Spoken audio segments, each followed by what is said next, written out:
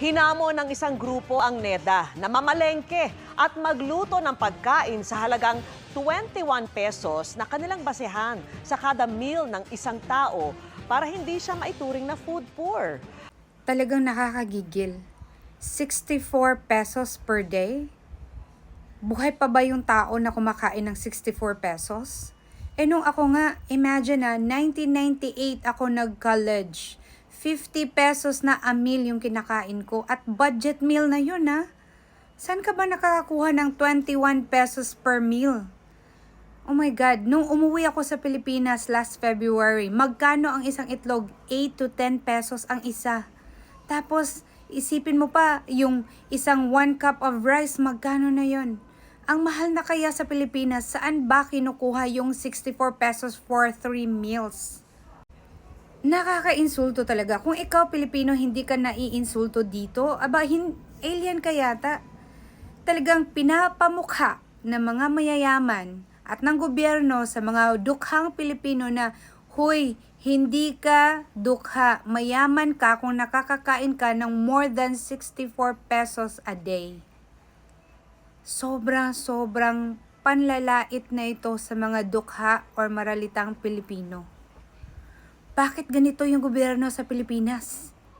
Kasi gusto nyo lang tabunan yung totoong issue sa Pilipinas na sobrang mahal ng bilihin.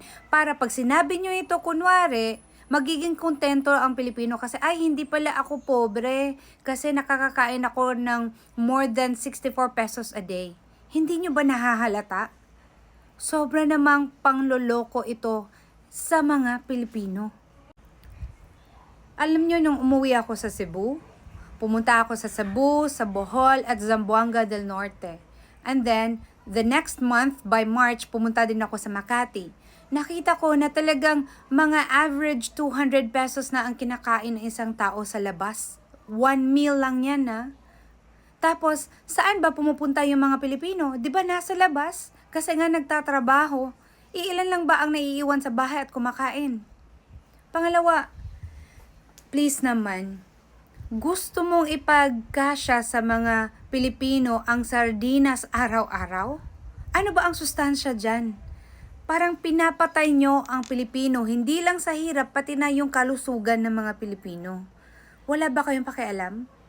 Or nagbubulag-bulagan kayo at sinasabi nyo ito kasi ito ang mando sa inyo? Kasi nga, ayaw ipakita ng gobyernong ito ngayon, ng admin ngayon, na naghihirap ang Pilipinas. Tapos sasabihin nyo, 64 pesos, okay na yan, 3 meals a day na yan. Hindi ba kayo nahihibang?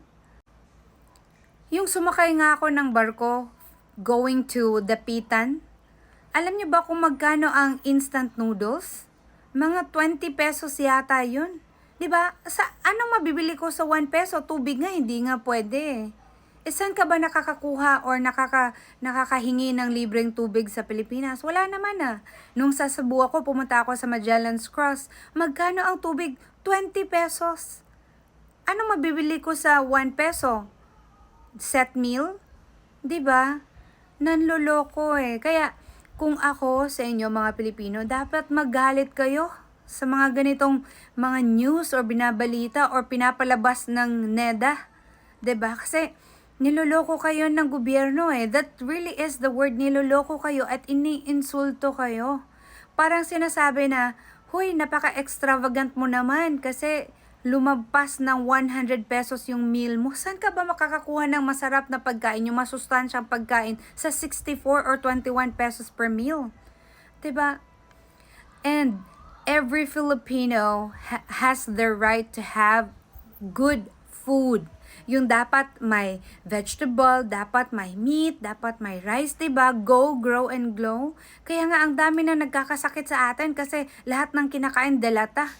Hindi masustansya. Tapos magtataka kayo bakit ang daming namamatay sa kidney problem, daming namamatay sa heart attack at marami pang iba dyan. Dun sa kinakain because you are what you eat. And then, ipagkakasya nyo lang yung dilis. Dilis araw-araw? 'Di ba?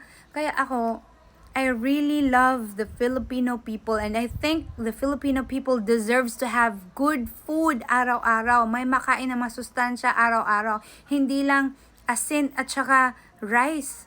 'Di ba? Yun ba yung pinagkakasya sa 21 pesos? Magdidildil ng asin? O di kaya kape?